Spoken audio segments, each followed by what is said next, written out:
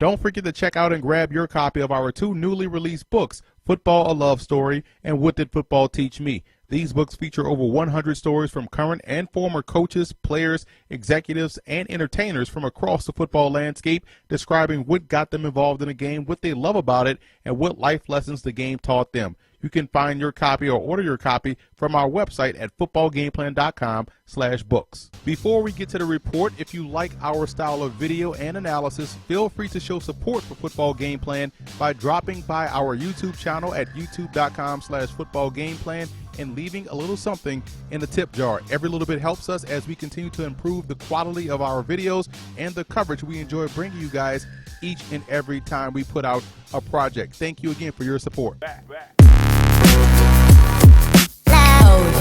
Welcome to footballgameplan.com, where football makes sense. I'm Emery Hunt, the czar of the playbook.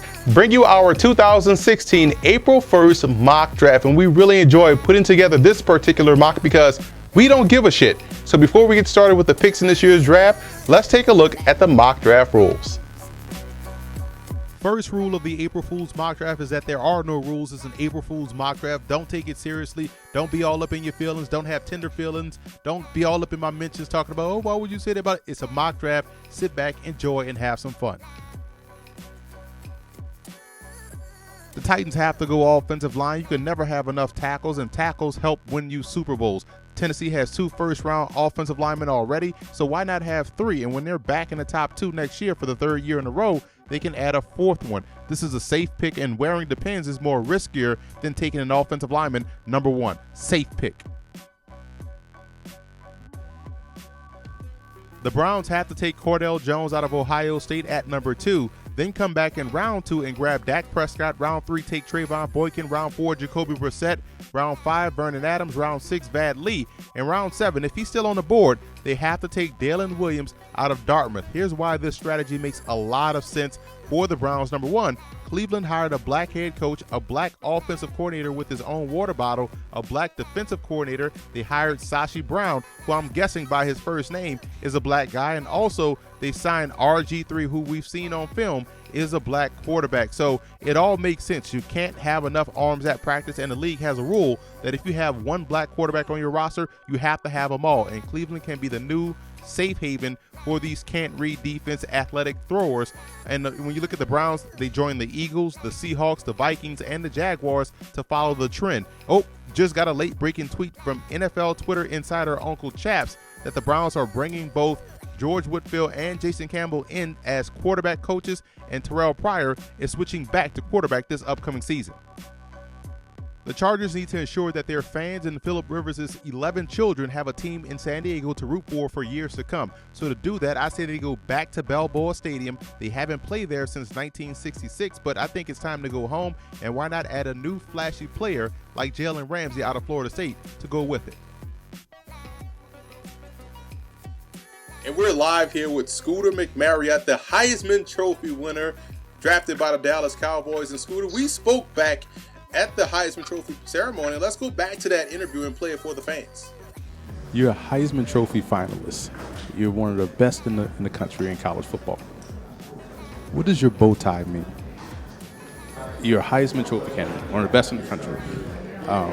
Growing up in the inner city, I'm pretty sure you grew up in the inner city, some ghetto, without a father. You probably sold drugs. You've written raps. Things that you've done. What can you draw back on in your life, your miserable life, to bring you to this point today? I think it would probably be the private school education that my father sitting right there enrolled me with. So you mean your father as in the local drug dealer that kind of looks over you guys, or that's what they call it, or because you didn't have a father, right? You're a Heisman Trophy candidate, one of the best in the country. It's an honor to talk to you. Now, I've read on the Twitter that you have a tattoo on your forearm that says "Speed Kills." What does that mean? What are you talking about? I don't have a tattoo. That's not. Oh, okay. You guys all kind of look.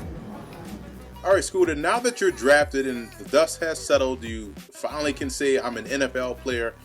Who do you have your sights on to have your first illegitimate child with? Oh, wait, before you answer the question, I'm getting that. My producers are asking me to ask you a question Okay, my producers want to know, before you answer the first question, how big is your posse currently? You keep asking me these dumb questions like that. I mean, I thought I came on here, we were going to talk a little bit of football. Not this dumb question like this. You think I'm just one of these everyday gangbangers, thugs from the hood or something? Well, going back to our conversation at the Heisman Trophy, I know you spoke about your mom and your dad. Is your dad still around? Has he been shot yet? The Jags have picked in the top 10 since 2008, the top 5 since 2012. So obviously they have mastered the lottery picks, which is why I think they should grab Ben Simmons out of LSU. Why not get a great jump start over the NBA draft? He's long and athletic. His GPA and Bortles' interceptions per game are identical. And let's be honest, if it doesn't work out, they'll have another crack at the top 10 next year.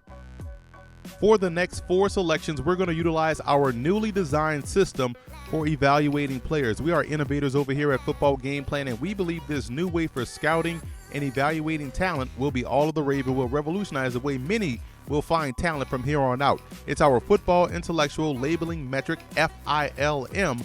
So using this method of metric methodology, we've come up with a way to mesh talent with the team that ensures the success that franchise will have for years to come. We hope our Football Intellectual Labeling Metric catches on because we believe it's a game changer. The Giants go Carson Wentz here. Time to grab Eli Manning's replacement. Once he decides to hang him up, he has the big hands to grab the Big Apple by storm. He played in North Dakota, so he's able to handle that New Jersey winter. And this is by far one of the best attributes that he brings to the table. Okay, when you talk about Carson Wentz again, with him it's the size. He's got outstanding size, the physical capabilities. Again, taking the ball underneath from center here, having to work his drop, then make the throw. And now we're joined by newly drafted Chicago Bears strong side, inside, middle freelance cornerback, Patch Henderson out of Eastern Milwaukee, home of the Nats. Patch, how's it going? I'm doing fine. I'm doing fine. Glad to be kicking it with the Czar. Patch came up. Much love to the Bears. Well, the Bears drafted you, and Patch made you a newly found millionaire. And I got to ask you right off the bat, what are you going to do with all that money? Well, first of all, I want to thank my great-great-great-great-grandmother, because without her, none of this will ever be. And so, all I'm thinking about doing is just getting more H's. That's all. H's for the fam. Represent Patch on Sunday. Looking at your tape, and you see what the scouts say, and then the scouts break down your film constantly. When you look at what they told you at the combine, at your pro day, what are some of the things you have to work on as you make this jump? Your first round pick now, they expect you to come in right away and play. Well, after going to the combine and showing, that Patch had the quick twitch hips, everything after that was just money in the bank. Now, you mentioned the quick twitch hips was money in the bank, and that's one of the positives about your game. What else did they say about you on film that you have to work on, or what is it that you bring to the table? I mean, think about this, man. You're going to the city, and playing for the Bears, where you have Walter Payton, Dick Butkus. You also have Sid Luckman. You also have Gale Sayers and Brian Urlacher. What does that mean to you to be drafted by the Bears? Well, first of all, who is them? Only thing I worry about is Patch.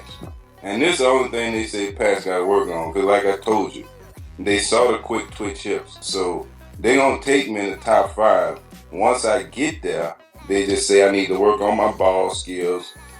Staying with my man, catching, reading defenses and turning my head and locating the ball. But since I ran that 4.19 and I did that short cone, Patch good to go. You just watch on Sunday. I don't know none of them players you just named, but I'm sure they're gonna enjoy watching Patch. All right, Patch. Now, before we get you out of here, we always have a fun question for the fans. You've been real upfront and honest with us here Patch on the network. Patch love fun. And you definitely show us that. We love the 8 you got. We definitely want one for our studio. But I have to ask you right now, a fan question coming from Twitter. What's on your iPod right now? Well, I ain't gonna lie right now. I'm probably listening to, Spartan Slim. And Spartan Slim, he just keep it real. He talk about the struggle and, coming up because everybody struggle. So that's what I really like, the struggle. Now, other than that, I listen to dude IW at Do You Music. That's it. But other than that, I like that struggle. Sporty Wop, Fetty, Money Cheddar. Good wide range of music right there. We appreciate you, Patch, for taking the time to join us today. Patch, we look forward to watching you play for the Chicago Bears. Now, hey, listen. I'm going to just tell you this. I know you ain't never seen an inside middle corner dominate like I dominate, but you could put me on your first receiver, tight end, fullback. They locked down. That's why they call it Patch.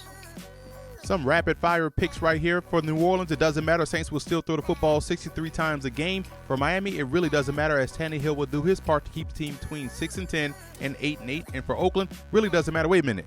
It does matter because the Oakland Raiders are trending up in the right direction. Let's give them a real pick here. Ezekiel Elliott out of Ohio State, I think, would transform this offense into one of the better ones in the NFL. Also, let's do another one with Los Angeles. Reggie Ragland, I think, would fill a huge need for the Rams at middle linebacker. He's one of the best ones, if not the best one, in this year's draft class. And for Detroit, it doesn't matter. You want to see the Dolphins. The reason why, just swap Tannehill with Stafford, and boom, there you have it. And we're joined here live with the Atlanta Falcons' new first-round pick quarterback, Tommy Nabisco out of Biloxi A&M. Tommy, how's it going down there? I'm doing so great, sir. Look, I just got drafted. How you doing? I'm doing fine, man. You play in a very great offensive attack down there at Biloxi A&M, and you're known for your football IQ. Could you explain what it is you guys ran down there at Biloxi A&M and why, or draw up one of the plays that you guys or one of those intricate plays that you guys run that helped lead you to 7 straight national championships? No problem, sir. We ran a complex offense. Lots of ins and outs, lots of things that we did. So I got one for you. This is the one that won me the last one of my championships. Okay, so this one me with the money sign, because in Atlanta, you getting a money player. Mm-hmm. So we had the X run this one. All right. So then we had, our slot guy run this one. Okay. We had another one by this one, and then your fake, and he went that way. So we had, that is our play, and then this one's really important. This is the guy right here. Okay. He did, a little scat. So he came up, but then he went like this. Every time we ran this play, we dominated with this play right here. That won us the championship, sir. Now I've seen. Hold that play up again. I've seen this play. Watching you guys on film, I saw this play. I want to say 35 to 40 times a game, and I tell you what, I couldn't figure out what you guys were doing. But now that you've drawn it up, it looks as if I see why defenders have problems. Game planning against you guys because of the intricacies of your offense. Man, look, I couldn't even get it the first 5, 6, 7, 8 times I saw it. I had to get it from the coach again and more film sessions so I can get this down, sir. Well, here's the thing. You're the newly drafted quarterback of the Atlanta Falcons. Matt Ryan is going to eventually retire. They have a guy in Tommy Nabisco that's ready to take over the reins for the Atlanta Falcons. We wish you the best of luck in your career moving forward. Thank you, sir. And Mr. Ryan is going to be great to work with, but I feel bad for having to take his position so soon. Well, you definitely have the football IQ to make it happen. Thank you. Tyler Boyd out of Pitt is a legit elite wide receiver prospect, in my opinion, in this year's draft class. And a trio of Boyd, Hilton, and Moncrief will make a killer combination for Indianapolis, and a dangerous quartet when you add in the second-year player in Philip Dorsett. The Colts have talent. It's about luck staying healthy, and they'll be back in AFC playoff hunt once again. Quarterback Kyle Washington out of Angelo State makes a ton of sense here for the Buffalo Bills because of what I said earlier for the Cleveland Browns. Currently, the Bills have Tyrod Taylor, E.J. Manuel, and Josh Johnson on the roster at quarterback, so stockpiling can't read defenses, athletic throwers on one team makes so much sense. Outside of not going back to the Freeman McNeil uniforms, the Jets have done quite well for themselves this offseason simply due to not paying Ryan Fitzpatrick Dan Marino type money. Common sense prevails in Gotham City, but in typical Jets fashion, it all comes crashing down as they select Paxton Lynch, the Vlade Divac of quarterbacks, in this year's draft. The Redskins believe Kirk Cousins is the guy that can lead the franchise to a Super Bowl. So they have to find help for Cousins, and I think adding Devontae Booker out of Utah at running back helps them achieve that goal. Christian Hackenberg out of Penn State is a pick here. Even though the Texans gave Robert Pattinson $3 billion to play quarterback, you can never have too many arms in that quarterback room. Bill O'Brien knows Hackenberg. He knows what he likes. He knows what he needs. He knows his desires. He knows how he likes to pout and tattle all about. It's just a great fit all around. Come on now, you know why we're here. This is probably the most logical pick in this year's draft. Sticking with the Bengals' tradition of really good draft picks over the last 6 years, I give them a real pick here in Miles Jack, the off-ball, slightly inside shoulder of the tight end hash defender backer out of UCLA. He, in my opinion, can play all three off-ball, slightly inside shoulder of the tight end hash defender backer positions on the field. The Pittsburgh Steelers clearly have a type of receiver that they like opposite of Antonio Brown and his dumbass Nino Brown-ass haircut with Darius Haywood-Bates, Sammy Coates, Martavis Bryant. So according to the metrics methodology maintenance numbers, Featherstone out of Texas State would be an ideal fit for Pittsburgh. According to the Sparkalytics, the best athlete in the draft is Misha Tate, so the Hawks stay true to their philosophy by selecting the best Sparkalytics athlete and moving them to the offensive line. I'm only half joking here, but Derrick Henry, the reigning Heisman Trophy winner, could be a great fit in Green Bay because according to the Combine, he compares favorably to Von Miller, so the Packers can take Henry and pair him up next to Clay Matthews. Here's another half-joking one. I like Cody Kessler out of USC. Alex Smith can't be allowed to be average forever, so you have to start planning ahead at that position. And in my opinion, Kessler gives them a solid number 2 option for now and is much better than what they currently have on the roster. I didn't go wide receiver here because we know Kansas City has a certain type at wide receiver which aligns perfectly with what they like in Alex Smith. The Patriots don't have a first-round pick this year, but somehow they'll come away with the rights to draft Leonard Fournette out of LSU next season. So while he's playing for the Tigers this year, just know that next season, somehow, some way, he'll end up a Patriot. For the Arizona Cardinals, I go with Kyle Nolan out of Georgetown. I was able to broadcast 2 of his games this year for the Hoyas, and Bruce Arians loves big, tall, strong-arm quarterbacks, and Nolan is one that definitely fits the bill. Not a joke here, but the 6'6", 235-pound signal caller also has really good mobility and is a big-time sleeper in this year's draft class. No time for joking here. The Carolina Panthers need perimeter playmakers, and Braxton Miller out of Ohio State will be a great fit with Devin Funchess and a healthy Kelvin Benjamin for 2016. Also, with the way Miller talks trash, I think he has a great chance to become the new Steve Smith. If you think the Broncos would go into the season with Mark Sanchez as their starting quarterback, I got some legal weed in Boulder to sell you. Oh wait, never mind, bad analogy. Anywho, Jared Goff out of Cal is still on the board and makes a ton of sense for the Broncos. He at least gives Denver a smoker's chance even as a rookie.